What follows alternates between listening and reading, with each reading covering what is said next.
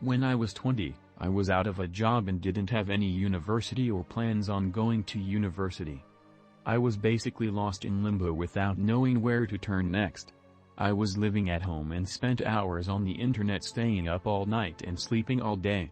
I was always a bit of an introvert that preferred the company of me, myself, and us staying up through the night and disregarding the day was a way out of the norm and avoiding people altogether. Then I got the classic talk from my dad that all kids get when they're useless, sitting at home doing nothing. I was tired of hearing it, so I decided I needed to move out to continue my lazy, antisocial behavior. I have family way up north in the sticks. There is nothing around except a couple sawmills and a couple nickel mines. My grandfather has a piece of property that is over 350 acres of unexplored bush.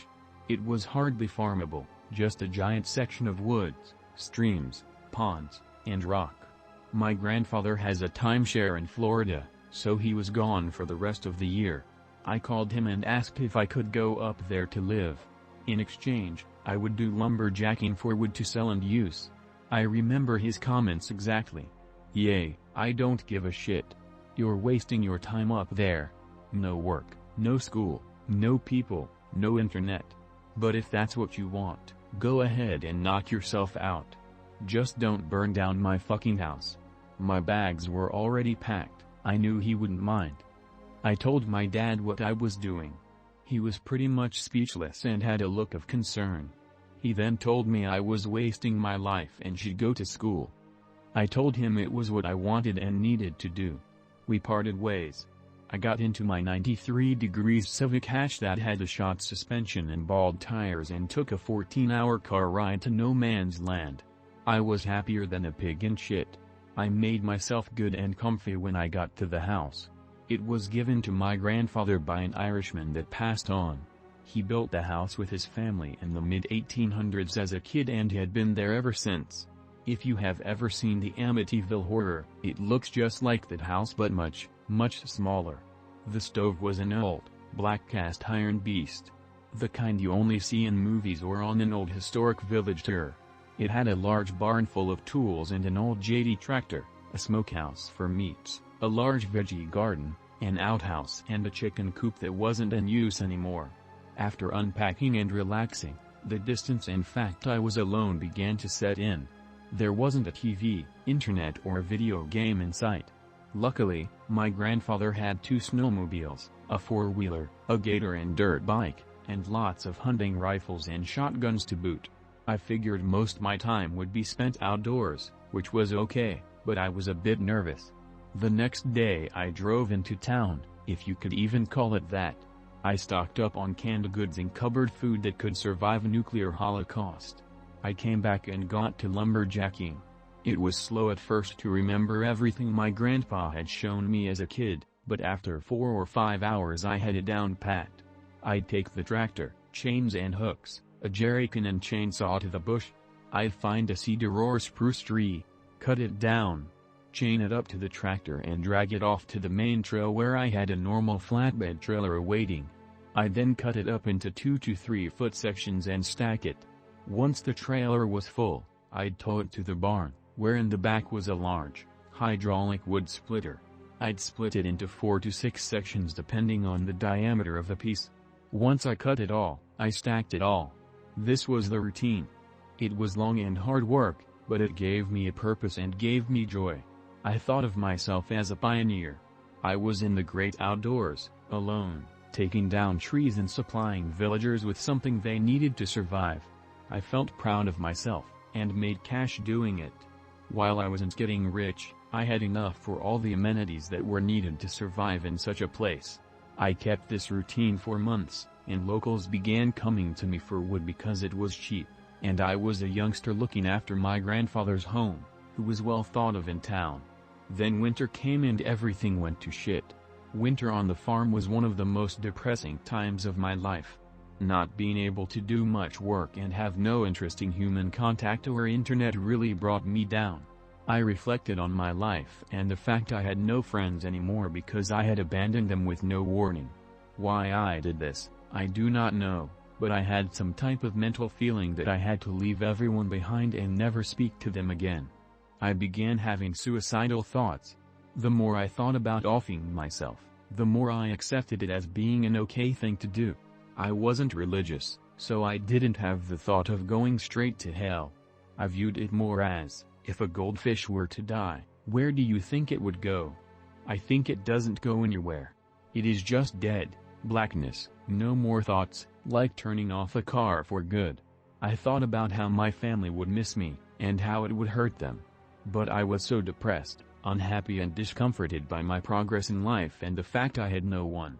After a few weeks of 30°C weather and brutal snow, decided to get on a snowmobile, load up my snowshoes, take my rifle and go deep into the bush to end my mental suffering. I had given up on everything. I jumped on the sled at 8 a.m.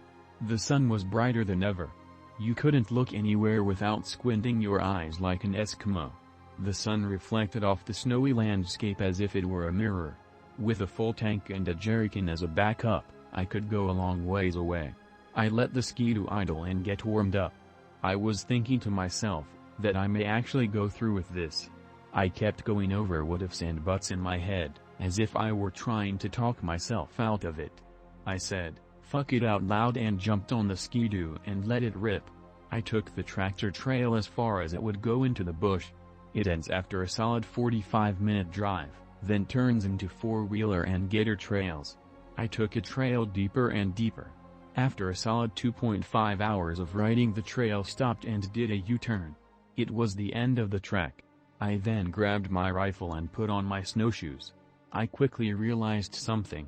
I hadn't written a note for anyone to find my body or even know what I had done. I knew that if my parents had no idea what had happened to me, they would wonder for the rest of their lives and it would tear them apart. I yelled out fuck and threw my rifle. I paced towards my sled and repeated what I said. I started to turn and remember I literally just threw my rifle. Shit, get off the sled and walk towards rifle. I bend down and grab it and stand up, then froze stiff. A burst of adrenaline was injected throughout my entire body and turned my cold frame into a steel oven. There was a black figure in the distance hiding behind a tree watching me. It wasn't an animal. It looked like the shape of a man, but it wasn't a man. I ran onto my sled and hit the throttle. I ripped back home and didn't look back. To get back home, it only took me maybe 2.5 hours. I rode hard. I got inside the house, put coffee on and ate fried bologna with beans and toast. As I pigged out, I kept that thing's image in my head and I was wondering what it was. How did it get there? For how long has it been here? Does it know I am here? How could it survive? Is it coming for me? Can it follow my snowmobile tracks? Does my grandpa know? I then decided to call my grandfather in Florida. He didn't answer his phone. He was probably chilling on the beach drinking beers. I thought fuck. I called my dad just to calm my nerves. He could sense something was off about me and asked me what was up. I told him I was out hunting and I had seen something. I described what I had seen and he went silent over the phone. He took a breath and he said, "Son, when I was a kid living on the farm, me and a girl went back to the lake for a swim. We got there on our bicycles in August. I had my rifle with me because of all the bears that passed through the land. After me and the girl were swimming around and laughing and doing our thing, she screamed and pointed across. I looked across the pond and there stood what looked like a burned-up human being. He was charred up, had a bit of head hair, eyes as bright and blue as I had ever seen. Its arms were so long, its hands nearly came to its knees. It screeched at us with the most insane volume I had heard. That birds flew out of the trees. I ran out of the pond, grabbed my rifle and shot at it. It ran into the trees and me and the girl jumped on our bikes and gave it shit all the way home. That was the first and final time I had ever seen that thing. I actually hadn't thought of it in years and years until you told me that. You need to be really fucking careful, son. In fact, why don't you just come home? It's boring up there anyways. I told him I was staying and enjoyed it here. I was lying now. I got off the phone with him feeling no better. The only difference was I could think clearer. I thought, if this thing is coming for me, it's going to take it a while on foot. I got time. I got the guns and put a loaded one in every room. Some had slugs, some had shells. I also had a hatchet that I sharpened to a very fine thickness with a stone grinder in the barn. If I swung at your wrist with one swift motion, it would probably take your hand right off, or at least leave it hanging by a thread. As nightfall drew closer, I made one final meal and killed all the lights and left all the blinds open for good visibility and to make it hard for whatever is out there to see me inside. I went upstairs, which was 2 bedrooms that had large windows and one walkout balcony. I thought this would be an excellent spot to watch and snipe. As I settled in to see if this thing would come, I began thinking about what I was going to do earlier. I still was depressed, but because I was active and keeping my mind on something, I didn't feel like offing myself anymore. Maybe that was it, I thought. Keeping active, busy and productive, with a bit of excitement thrown in, keeps your mind off shit that doesn't really matter anyways. Just as I was having a bit of a personal milestone, I heard heavy footsteps in the snow. I looked out the window and before my eyes stood that thing I had seen earlier, but now in full view. I got a strong feeling of nervousness and my abdomen tightened and barked at me as if I were about to shit myself at any moment from sheer fear. It was just as my dad described to me, piercing blue eyes, almost glowing. The moonlight reflected off of them like the cover of the dark side of the moon. It had the color and appearance of the grit in the bottom of your barbecue if you don't clean it much. I ran out on the porch to get a shot off. It darted off around the house before I could even lift my weapon. I said fuck, ran inside again. Ran to the other window. Could see it again, just standing there like an idiot watching me. I turned the crank, and the window opened up. I said, "Who are you?" It didn't respond, it just stared at me. I repeat, "Tell me who you are, or I am going to shoot you." It then said its name. It said in a slow, drawn-out harsh hoarse voice, "Jurdak, my name." I said, "What do you want with me? I am minding my own business, what are you doing here? Please leave me." It then walked closer to the house and looked up at me. My nose was filled with the most pungent odor ever. It then said, "If you won't, I will," in that same exact voice that can almost not be described unless it was mimicked with some type of computer sound program. I said, "Do what?" It said, "Kill yourself, you failed." My heart froze. I decided not to do it. It then stretched its arms out to the wall of the house and began scaling it like it was fucking Spider-Man. I yelled and panicked from sheer shock and fumbled my rifle. The rifle fell right out of the fucking window, and by the time it was feet away from the window, it reached its god-awful hand into the window and cut my arm with its fingernail. I grabbed my hatchet and buried it in its forearm, and it made a sound a bear makes when you shoot it. It fell to the ground on its side and I ran for the spare gun in the room. I came back to the window and it was running for the barn. I took a shot, but it didn't do much. This gun had a shell and it isn't ideal for the range I fired at. I pushed my dresser to the hall and pushed it down the stairs. I then pushed the bed to the hall and pushed it down the stairs. I then pushed a few end tables in the staircase. I essentially clogged it up so it couldn't get up there from the main floor.